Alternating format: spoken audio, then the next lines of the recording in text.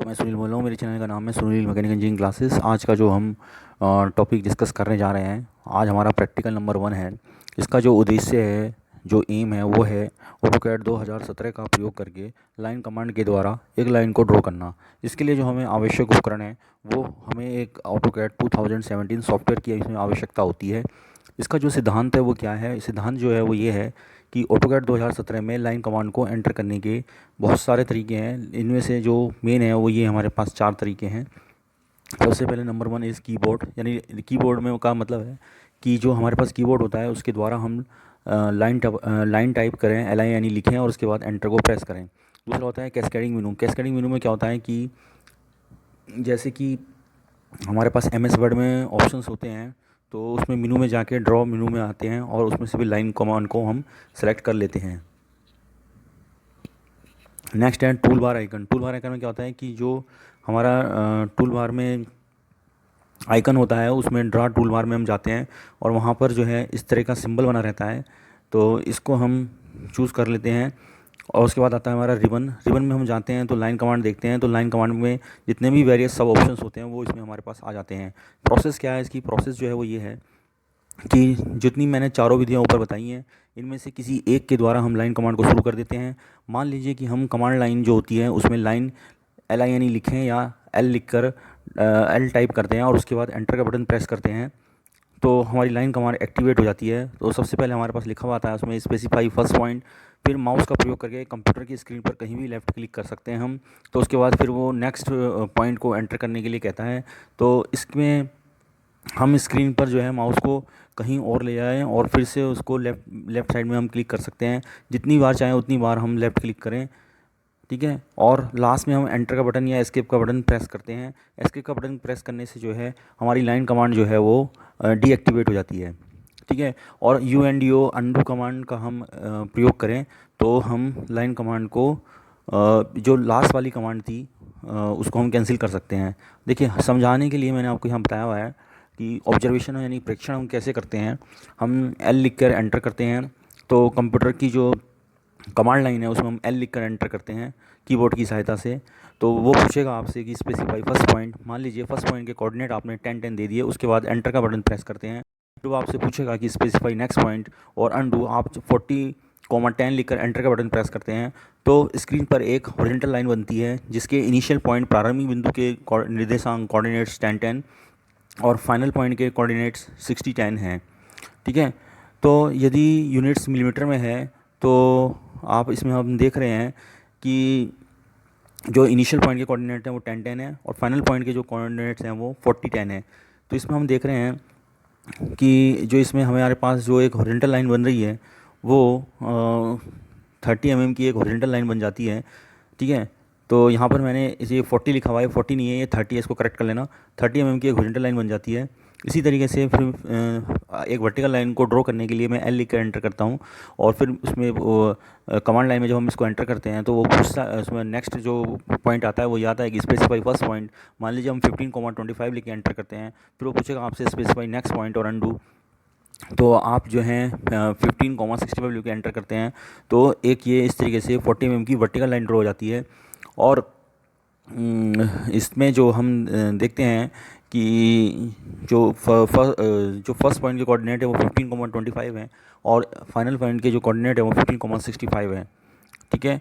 तो इसके बाद हम इंक्लाइन लाइन को भी हम इसमें ड्रॉ कर सकते हैं। इसके लिए हमें क्या करना होगा कि एल लिख के एंटर करना होगा। फर्स्ट पॉइंट के कोऑर्डिनेट वो पूछेगा तो आप 10 मान लीजिए 10,20 लिख के एंटर करते हैं, फिर वो नेक्स्ट पॉइंट के कोऑर्डिनेट पूछेगा तो आप 60,70 लिख के एंटर करते हैं। तो एक इंक्लाइन लाइन को भी हम इसमें ड्रॉ कर सकते हैं, ठीक है। तो अब इसमें एक चीज़ और है कि यदि हम इनिशियल पॉइंट और फाइनल पॉइंट के कोऑर्डिनेट ना लिख के हम ये चाहें कि हमारे पास जो लास्ट पॉइंट था उसी से हम आगे बढ़ें और फिर से हम वापस पूरे कोऑर्डिनेट्स इनिशियल पॉइंट के पूरे कोऑर्डिनेट्स ना दें, तो उसके लिए हम क्या करते हैं? तो उसके लिए हम एट, ये है इसका हम यूज़ करते हैं एट, और जितनी लाइन की लेंथ होगी वो दे देंगे और कितने एंगल पे हम वो दे देते हैं। तो इसके द्वारा हम जो है तो लाइन को हम किसी पर्टिकुलर एंगल पर खींच सकते हैं। जैसे एट 10 ∠45, यानी 10 mm की लाइन है और 45 डिग्री के एंगल पर है, ठीक है। तो ये हम इस तरीके से बना सकते हैं। तो ये जो हम देख रहे हैं कि 10 mm की लाइन है और 45 एंगल पर के कौन एंगल पर ये है। तो इसके बाद देखिए ये एक डायग्राम है। इस डायग्राम में अगर आप देखें तो ये एक्स वाई एक्सिस पर डायग्राम दिखाया हुआ है, और इस डायग्राम को अगर आप ध्यान से देखें तो इसमें हम सबसे पहले एल लिख कर एंटर करते हैं, फिर उसके बाद 0 0 लिख के एंटर करते हैं, फिर हम 0 2 लिख कर एंटर करते हैं, फिर 2 2 लिख कर एंटर करते हैं।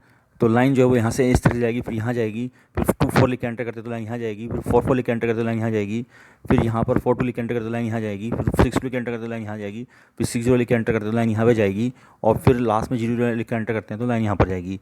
इसी तरीके से हम इस काम को हम ऐसे ना करके हम एट का हम इस्तेमाल करें, तो उसमें हम क्या करेंगे कि लाइन कमांड देंगे, हम एल लिख के एंटर करेंगे, और फिर हम मान लीजिए जो पॉइंट है वो 0 0 पॉइंट पर है तो 0 2 लिखेंगे।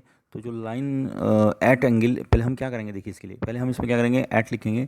एट लिखने के बाद जो है 0 2 लिखेंगे और एंटर करेंगे। ठीक है, तो इससे क्या होगा कि जो लाइन है वो यहाँ से यहाँ तक अपना आगे बढ़ती चली जाएगी। फिर उसके बाद फिर से हम एट लिखेंगे, तो इसमें हम क्या कर देंगे कि फाइनल पॉइंट में से इनिशियल पॉइंट के बीच का जो डिफरेंस है वो हम ले लेते हैं इसमें। जैसे कि 0 में से 0 हो गया 0, 2 में से 0 हो गया 2, तो फिर लाइन जो हमारी इस तरह से आगे बढ़ती चली जाएगी। फिर ऐसे ही यहाँ पे देखिए 2 में से 2 0 गए 0, 2 में से 2 गए 0, तो एट 2 एंगल 0, तो इतना इंक्रीमेंट आता चला जाएगा। फिर इसमें देखिए 2 में से 2 गए 0, 4 में से 2 गए 2, तो एट 0, 2, फिर उसके बाद एंटर करते जाते हैं। तो इस तरीके से ये सारी लाइन जो है वो इस तरीके से बनती चली जाती है। तो 4 में से 2 आएंगे 2, और 4 में से 4 गए 0, इस तरीके से 4 में से 4 गए 2, 2 में से 4 गए -2, फिर 6 में से 4 गए 2, 2 में से 2 गए 0, फिर लास्ट में 6 में से 6 गए 0, 0 में से 2 गए -2, और फिर लास्ट में हम इसी तरीके से आगे बढ़ते चले जाते हैं और हम इसको ड्रॉ करते चले जाते हैं। तो इस तरीके से जो है हम पूरी की पूरी जो लाइन है उसको हम ड्रॉ कर सकते हैं। तो ये इस तरीके से हमारा जो वर्क है ये पूरा का पूरा हम इसको हम ड्रॉ कर सकते हैं। और हम इस ऑर्थो कमांड होती है, इसमें क्या होती है, इसमें एक ऑर्थो कमांड होती है, और उस ऑर्थो कमांड का हम यूज़ करें तो उसके द्वारा हम केवल हॉरिजॉन्टल या वर्टिकल लाइन ड्रॉ कर सकते हैं, इंक्लाइन लाइन हम नहीं ड्रॉ कर सकते हैं। ऑर्थो कमांड को हम जो हमारे जो कीबोर्ड है उसमें हमारे पास F8 बटन होता है ऊपर की तरफ, उसको हम प्रेस करते हैं तो ऑर्थो कमांड एक्टिवेट हो जाती है। इसको दोबारा प्रेस करते हैं तो ऑर्थो कमांड डीएक्टिवेट हो जाती है। यानी एक्टिवेट का मतलब कि चालू हो जाती है, डीएक्टिवेट का मतलब बंद हो जाती है। ठीक है, ऑन ऑफ इस तरीके से हम ऑर्थो कमांड को ऑन ऑफ कर सकते हैं F8 को प्रेस करके। एक बार प्रेस करेंगे तो ऑन हो जाएगी, दूसरी बार प्रेस करेंगे तो ऑफ हो जाएगी। इसी तरीके से यदि हमें इंक्लाइन लाइन ड्रॉ करनी है तो हमें ऑर्थो कमांड यानी को हमें बंद करना होता है। ठीक है, तो ये हमारा लाइन कमांड के बारे में था। इसी तरीके से आप यहाँ पर हम देख सकते हैं कि इसको हम और डायग्राम को और अच्छे तरीके से समझना चाहें तो हम यहाँ पर इसको समझ सकते हैं।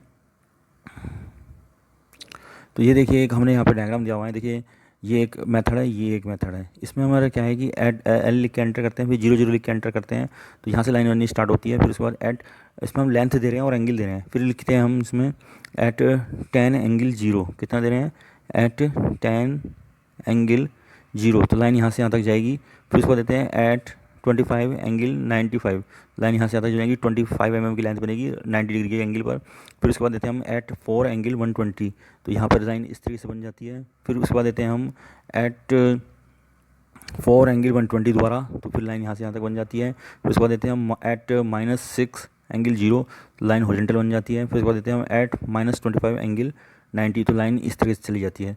तो इस तरीके से हम जो है लाइन कमांड का यूज़ कर सकते हैं।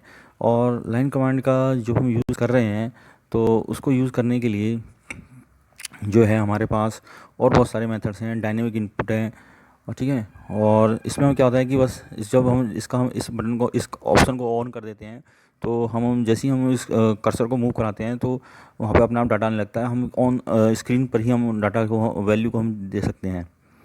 ठीक है, तो इसके लिए हमें DY dynamic mode, DYN MOD mode को ऑन करना होता है। DYN MOD लिख के हम कमांड लाइन में एंटर बटन प्रेस करें तो ये इस तरीके से यहाँ पे डाटा आता है, और इस डाटा को हम यहाँ पर इस तरीके से लिख सकते हैं। तो ये जो हमारा आज का जो टॉपिक है ये था हमारा लाइन कमांड के बारे में। और इस तरीके से हम लाइन कमांड के द्वारा जो है कैसे हम लाइन को हम ड्रॉ करें तो ये हम इस तरीके से देख सकते हैं और इसको हम जो है लाइन कमांड का प्रयोग करके विभिन्न प्रकार की जो कंडीशंस हैं उसको हम यूज़ करके लाइन कमांड को बना सकते हैं। तो देखते रहिए आप, ये स्क्रीन शॉट्स को मैंने दिखा रखे हैं कुछ, तो ये लाइन कमांड को बनाने के तरीके हैं और इसके द्वारा हम लाइन कमांड को इस तरीके से शो कर सकते हैं और लाइन जो बनती हुई जाती है स्क्रीन पर वो इस तरीके से बनती हुई दिखाई देती है। तो ये जो हम देख रहे हैं लाइन कमांड पर जो लाइन बन रही है वो इस तरीके से बन रही है। तो इसको हम इस तरीके से डिफरेंट कंडीशंस का प्रयोग करके लाइन को बना सकते हैं। ठीक है, तो ये जो आप देख रहे हैं ट्रायंगल, स्क्वायर, जो सब हम बना रहे हैं लाइन कमांड के द्वारा हमने बनाया हुआ है। तो अब आप नेक्स्ट जो हमारा प्रैक्टिकल नंबर 2 होगा उसमें हम डिस्कस करेंगे जो कि सर्किल कमांड होगी। तो मैं टोटल 15 या 16 प्रैक्टिकल्स कराऊंगा। तो आपके ऑटोकैड के जो प्रैक्टिकल्स हैं, प्रैक्टिकल नंबर 1 हो गया ये। नेक्स्ट प्रैक्टिकल में फिर मिलते हैं।